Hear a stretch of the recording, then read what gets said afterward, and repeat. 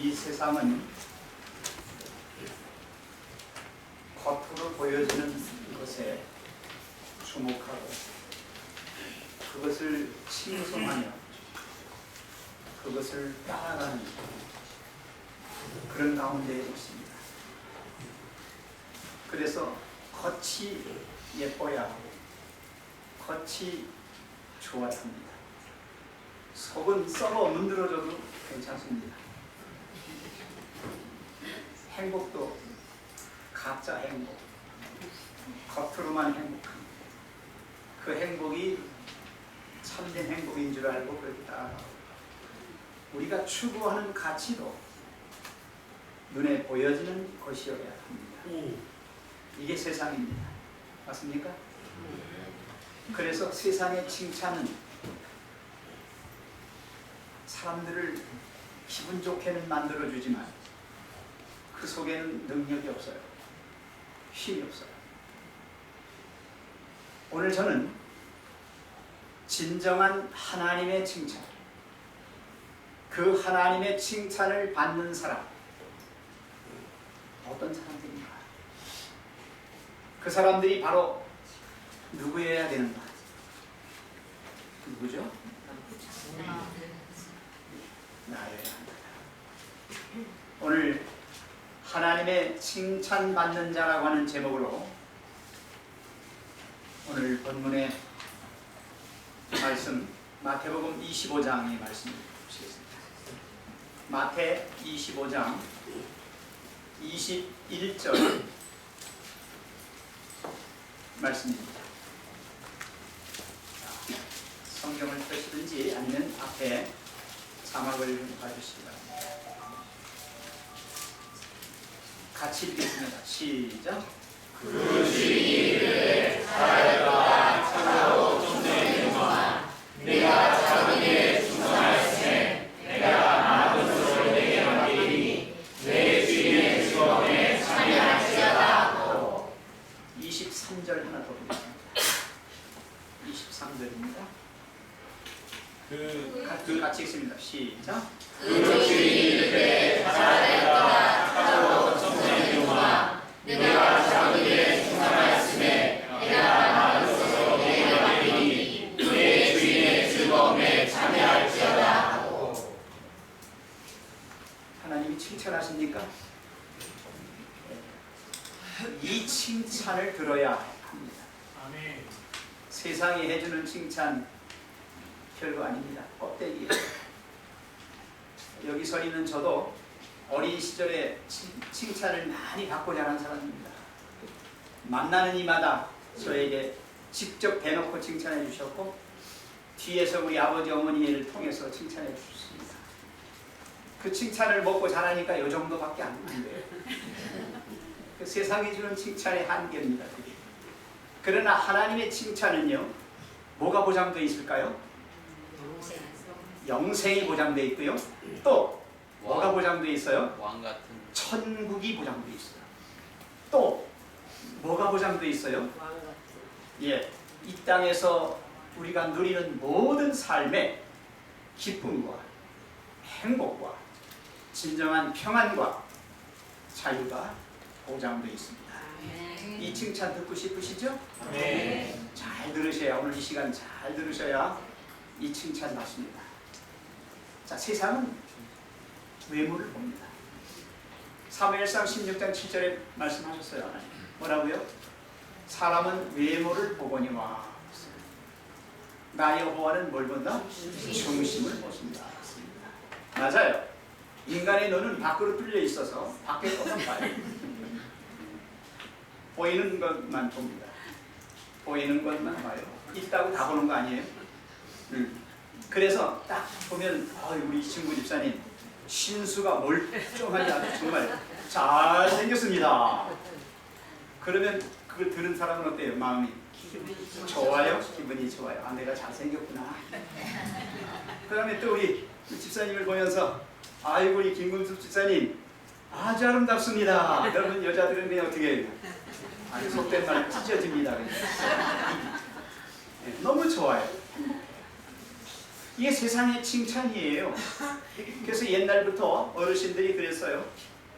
남자는 신, 언, 서, 판, 이 네 가지를 잘 갖추면 이 세상에서 가장 훌륭한, 출세한 그런 사람이 될 수 있다. 신이 뭐예요? 네, 외모예요. 외모. 그래서 저처럼 이렇게 아담하게 생긴 사람들은 오늘날에 별 볼 일 없어요. 옛날에는 저 같은 사람도 괜찮았어요. 제가 40년 대 사람이니까 그래도 그 당시는 괜찮았어요. 근데 오늘날에는 전부 다 어떻게 해요? 허우대가 커요. 그러다 보니까 저 같은 사람들은 늘 그늘 속에 다녀요.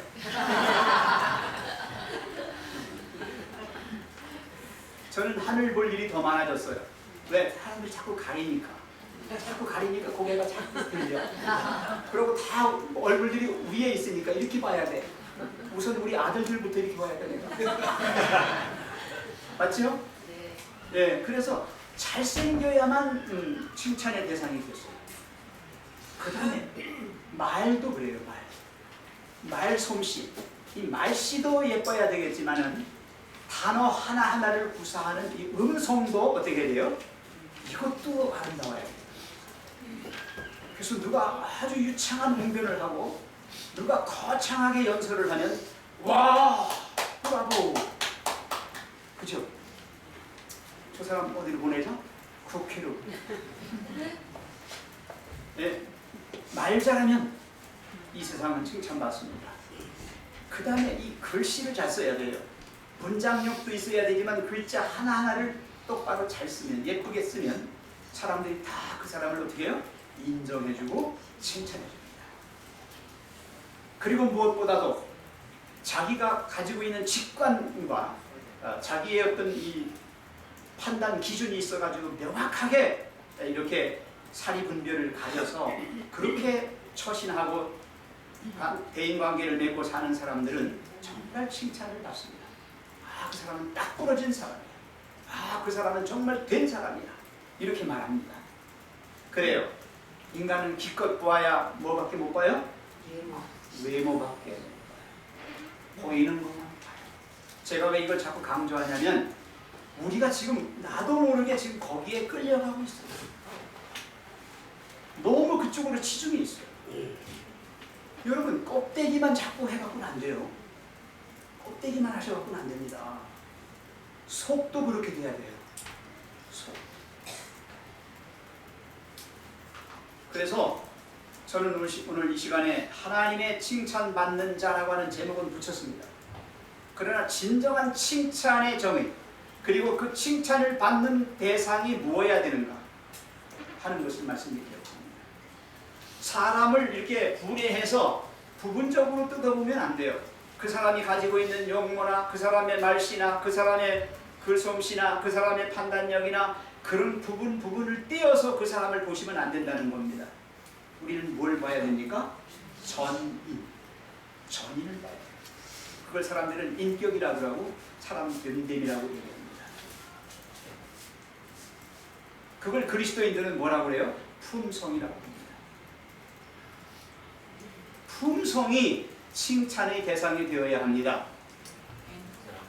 품성이 그 사람을 이루는 전체가 되어야 합니다. 그 사람의 생김새가, 그 사람의 말씨가, 그 사람의 글솜씨가, 그 사람의 판단력이 그 사람의 품성에서 우러나와야 합니다. 그렇게 하지 않으면 그리스도인이 아닙니다. 가짜입니다. 예수님을 닮지 않았어요. 제가 어쩐 적에도 분명히 말씀드렸어요. 성모 마리아가 예수님을 어떻게 기르셨습니까? 어떻게 낳으셨습니까? 어떻게 그분의 사명을 이루는 일에 도왔습니까? 믿음으로 하셨습니다. 그분은 하나님이 그렇게 하셨다고 믿고 전적으로 그 말씀에 입각하여 모든 것을 하셨습니다. 그래서 오늘날 우리가 성모 마리아를 이 땅에 존재하는 사람들 중에서는 가장 존경하는 그런 대상으로 훌륭하신 분이라고 칭찬하는 것입니다. 오늘 이 하나님 말씀을 통해서 제가 깨닫고 느낀 것을 여러분에게 조금 더 나누고 싶습니다. 하나님은 사람 됨됨이나 인격, 그 품성을 중시합니다. 하나님은. 그래서 영어로 이렇게 말해요. Not doing but being. 그가 이룬 업적이 아니라, 일이 아니라 뭐예요? 그 사람의 됨됨이다. 그랬어요. 하나님은 거기에 관심을 가지고 계세요. 그래서 그리스도인의 삶은 내가 어떠한 사람이 되어야 하느냐, 어떠한 인격자가 되어야 되느냐, 어떠한 품성의 소유자가 되어야 하느냐, 그 과정에 있는 거예요. 우리의 삶은. 그리스도인의 삶은 그냥 주어진 시간을 땜질하는 게 아니에요. 그냥 세상이 추구하는 것을 따라가다가 망하는 삶이 아니에요. 우리는 예수 그리스도의 아름다우신 품성, 하나님이 우리에게 넣어주신 진정한 하나님의 품성의 소유자가 되어야 되고, 예수님을 닮은 인격자가 되어야 합니다. 아멘. 아직은 안 됐지만, 저도 아직은 안 됐어요. 70이 넘었는데도 아직 안 됐어요. 그러나 우리는 계속하여 그리스도의 마음을 가지려고 하고 그리스도를 닮으려고 애를 써야 합니다. 아멘. 어떻게? 믿음으로 가야 합니다. 오늘날 교회 형편을 보겠습니다. 오늘날 교회는 어떻습니까? 교인들의 인격이나 품성의 변화, 영적인 성숙, 이런 데는 신경 별로 안 씁니다. 뭐에 신경 써요? 교회 건물을 얼마큼 크게 짓나, 교인 숫자가 몇 명인가, 헌금액이 얼마인가. 제사에는 관심이 없고 뭐에 관심 있어요? 제밥에 관심 있어요. 내가 하나님을 믿어서 얼마나 오래 살 건가, 하나님을 믿어서 얼마나 부자가 될 건가, 하나님을 믿어서 얼마나 건강해질 건가, 하나님을 믿어서 얼마나 출세할 것인가. 그런 데만 관심이 있어야지. 맞죠? 우리는 예수님이 필요한 게 아니라 예수님이 가지고 오실 보따리가 필요한 거예요. 맞아요? 아니, 제가 오늘날 교회 형편을 말하는 거예요. 오늘날 교회 형편입니다. 그래서 사람들이 하나님을 믿을 때 왜 믿어요? 복 달라고 믿어요. 보따리 속에 많은 걸 싸가지고 오시기를 기다립니다. 예수님의 재림을 왜 기다립니까? 예수님을 기다리십니까? 예수님이 오실 때 부대로 따라올 어떤 그런 축복의 선물들을 기다리는 겁니까? 여러분, 어린 시절에 어머니가 먼 장에 갔다 오시면은, 어머니가 뭘 장에서 사가지고 오시면은 나중나가지요. 근데 어머니 반갑다고 안 하고 어머니가 들고 있는 짐보따리를 얼른 뺏어가지고 집으로 막 뛰어들어와가지고 얼른 펼쳐보지요. 그래서 그게 나에게 필요한 게 없으면 뭐라 그래요? 우리가 그렇게 하나님 믿고 있지 않습니까? 네? 교회의 형편을 말하고 있는 거예요. 큰일 나는 거 왜 그렇게 합니까?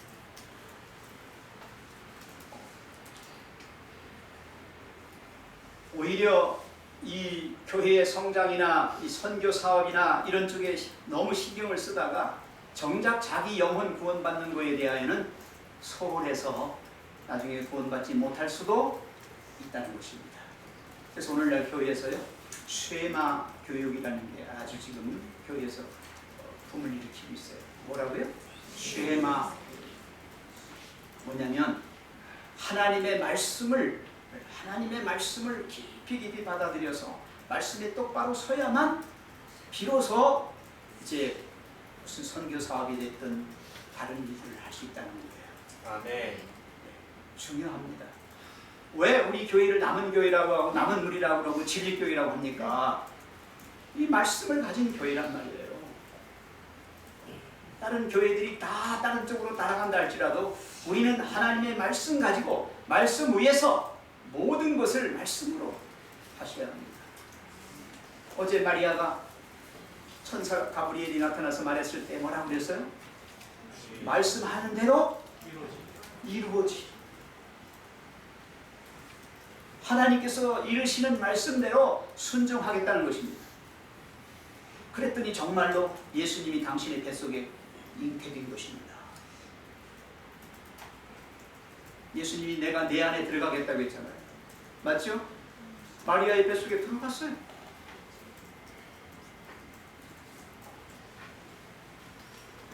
교회는 성장했습니다. 그러나 교인들의 내적인 평화는 잃어버렸어요.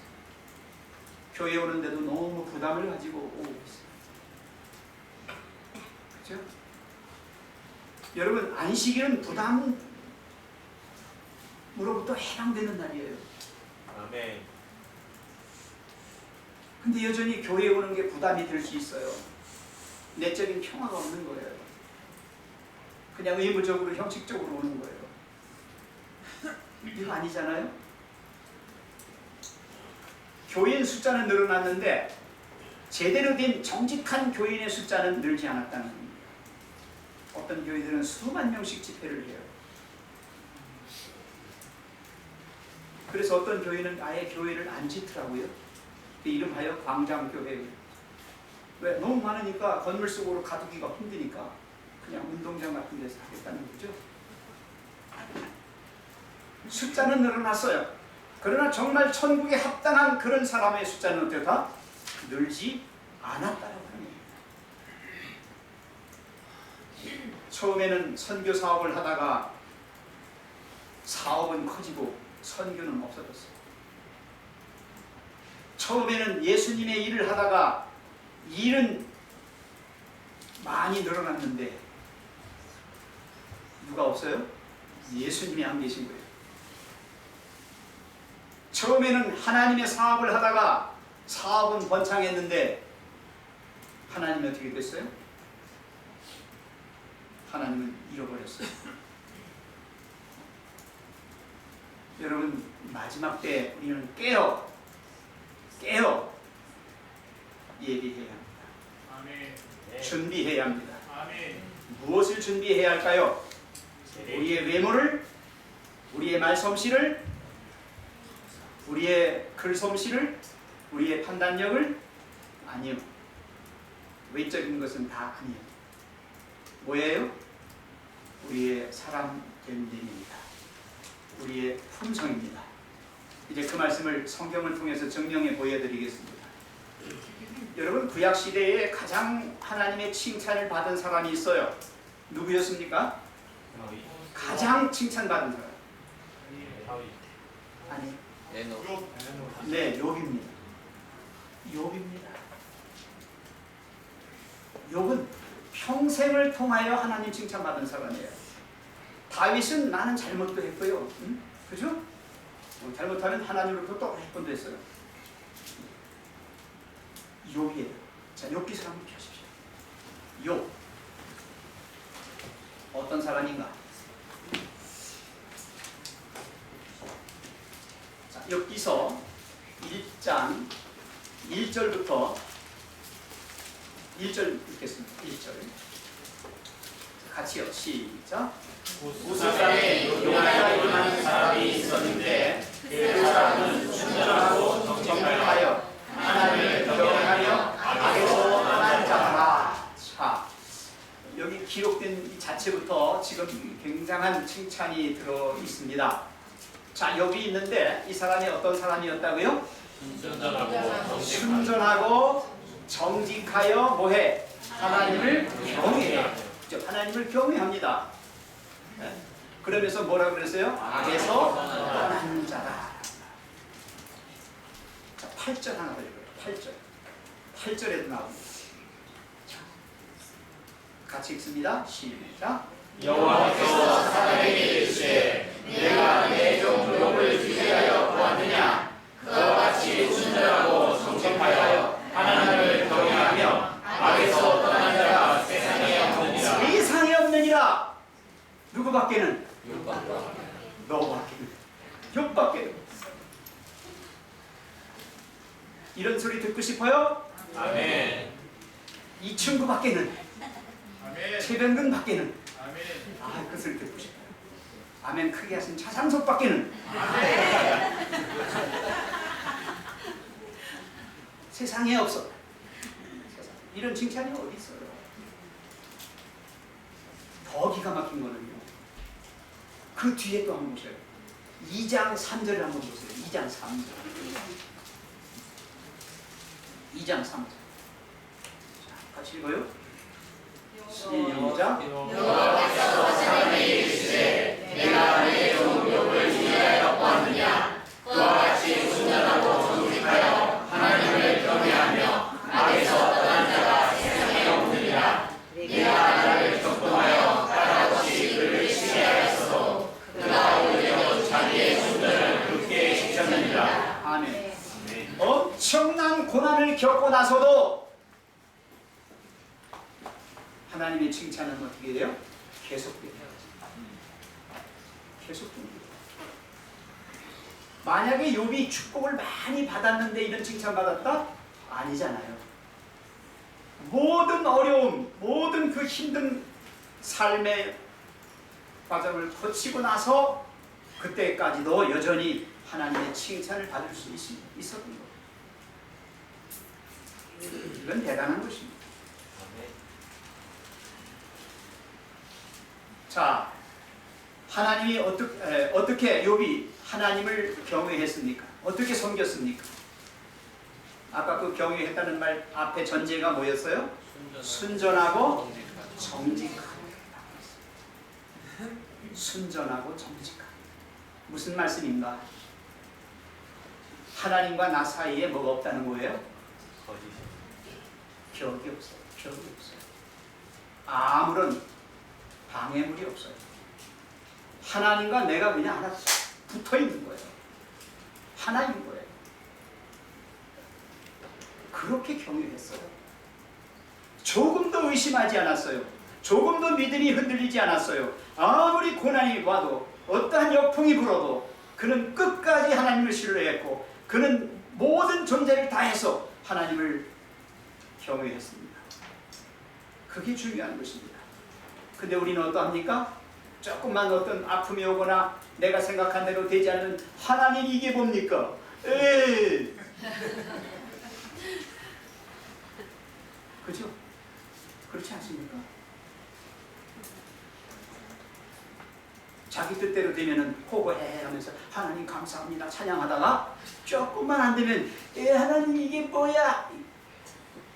이렇게 안 합니까 우리? 그죠? 온전하고 정직한 사람, 악에서 떠난 사람, 악이라면 그 모양이라도 보지 않으려는 그런 사람, 불의와 전혀 타협하지 않고 오직 하나님밖에 모르는 사람, 그게 진짜 하나님의 칭찬의 대상입니다. 그러니 우리 안에 어떤 마음이 있어야 되겠어요? 우리 안에 어떤 마음이 있어야 되겠어요? 세상의 군더더기로 인하여 하나님을 생각하는 시간 다 뺏긴다거나 그런 나의 노력이나 그런 나의 정성이나 그런 나의 생각들을 잠식해버리는 그런 불순물의 요소가 있다면 그것은 가차없이 없어져야 할 악의 요소들이에요.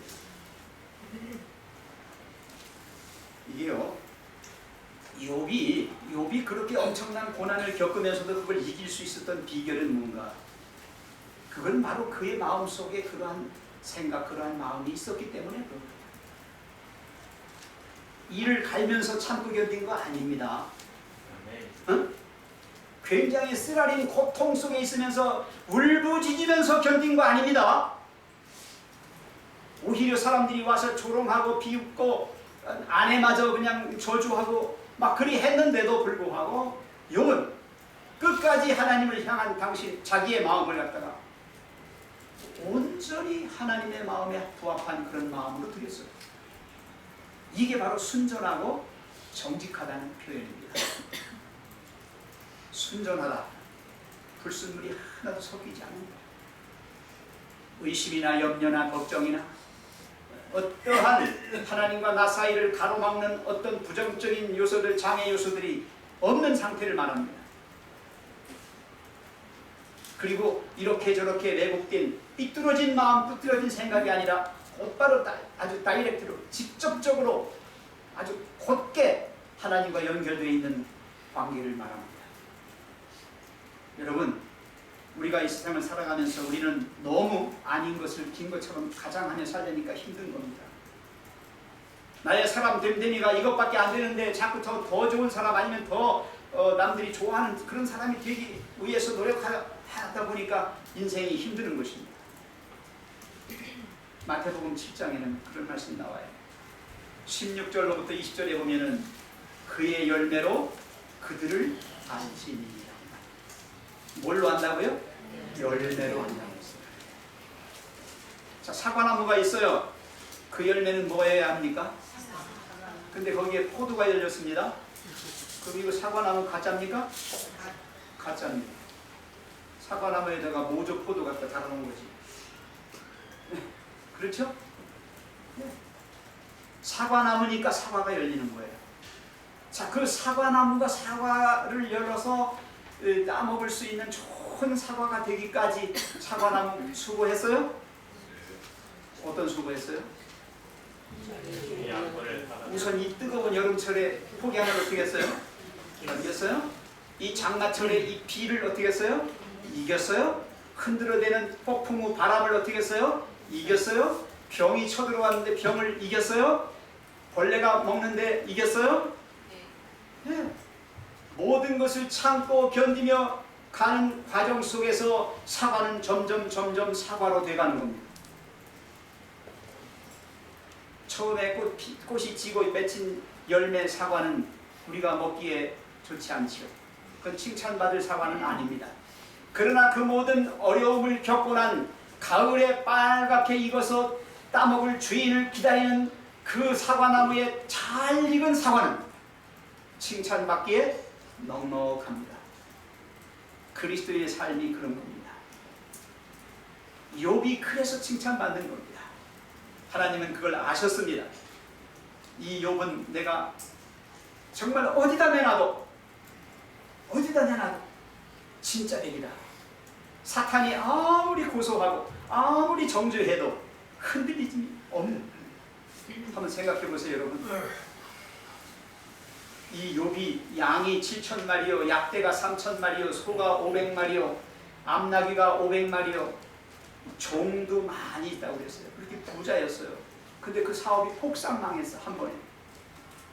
상상해 보세요. 엄청난 재벌이 한 번에 폭삭 망했다. 이 당시는 재벌입니다. 엄청난 재벌. 사업이 망했을 때 흔들렸습니까? 안 흔들렸어요? 아름다운 아들 7에 딸 3이었어요. 10명이 몽땅 죽었어요. 흔들렸습니까? 게다가 자기 몸이 지금 건강을 잃어가지고 정말 죽을 병에 걸렸어요. 그래도 이겼습니까?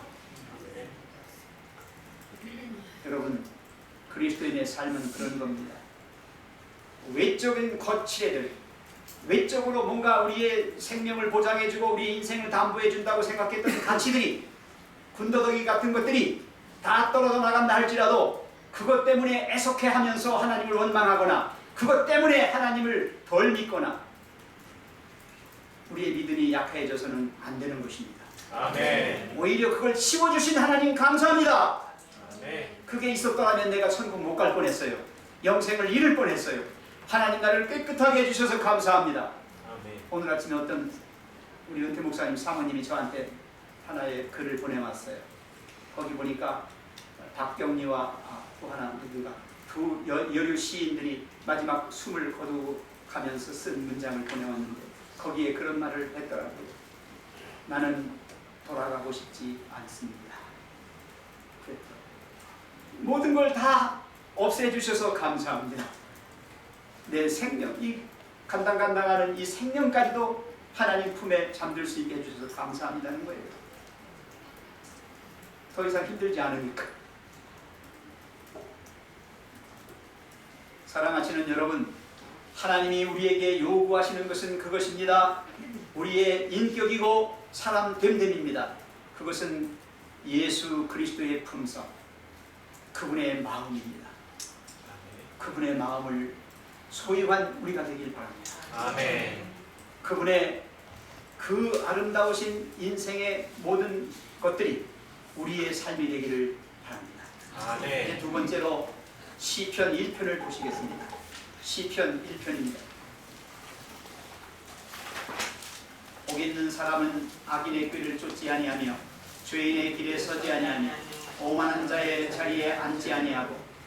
그 다음에 2절부터 3절까지 같이 읽습니다. 시작. 오직 여호와의 율법을 즐거워하여 그 율법을 취하러 묵상하는 자보다 저는 시냇가에 심은 나무가 시절을 따라 과실을 맺으며 그 잎사귀가 마르지 아니하는 같으니 그 열차가 다 경험하리로다. 이 시편 1편은 성공적인 신앙생활의 핵심을 가르쳐주고 있는 말씀입니다. 이 복 있는 사람이 누구냐? 누가 복 있는 사람입니까? 하나님과 함께 하고 있는 사람이 복 있는 사람입니다. 하나님의 복을 보따리만 받은 사람은 복 있는 사람이 아닙니다. 그 보따리는 잃어버릴 수도 있고 뺏길 수도 있어요. 그러나 예수님과 함께 있는 사람은 정말 복 있는 사람입니다. 우리는 주님과 함께 있는 사람이 되어야 합니다. 내가 내 안에, 네가 내 안에. 주님을 떠나서는 한순간도 살아갈 수 없는 주님의 사람. 그 사람이 바로 여기 아까 요번 드렸잖아요. 악에서 떠난 자라고 그랬고 여기서는 뭐라고 그랬어요? 죄인의 길에 서지 아니하고. 그죠? 오만한 자의 자리에 앉지 아니하고. 예, 여러분. 이 사람. 그러면서 뭐하는 사람? 하나님의 말씀을 뭐하는 사람? 주야로 묵상하는 사람. 묵상이 뭡니까? 그냥 읽고 기도만 하는 게 묵상입니까? 아니요.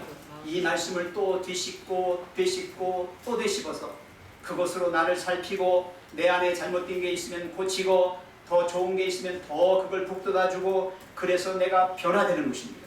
아멘. 너희는 이 세대를 본받지 말고 마음에 뭐래요? 변화를 받아 하나님의 거룩하시고 온전하신 뜻이 무엇인지 분별하도록 하라고 했습니다. 사랑하시는 성도 여러분이요, 이 말씀의 묵상을 우리가 해야 하는데 그 말씀은 반드시 성경만 가지고 하시는 게 아니에요. 우리의 말씀은 자연계를 통하여 주시는 말씀도 있습니다. 우리의 사랑하는 사람들을 통해서 주시는 말씀도 있습니다. 특별히 이 설교단에서 외쳐지는 목사님의 말씀 속에서 더 그런 것들을 받을 수 있습니다. 아멘. 성도 간의 교제 속에서도 말씀을 받을 수 있습니다. 아멘. 우리는 모든 것에서 하나님의 말씀을 얻어먹을 수 있습니다. 뭐 하기만 하면, 관심을 가지고 집중만 하면 할 수가 있습니다. 아멘. 그는 어디에 심겨진 나무라고 그랬어요? 시냇가에 심겨진 나무. 시냇가는 뭘 말하고 있어요? 물이 있는 곳입니다. 물은 성령님입니다. 성령님과 살아있는 교통을 나누는 것입니다. 여러분, 그래서 성령 충만하게 되면 우리는 시냇가에 심은 나무가 어떻게 돼요? 늘 잎이 어때요? 흐르는 것입니다. 싱싱한 것입니다.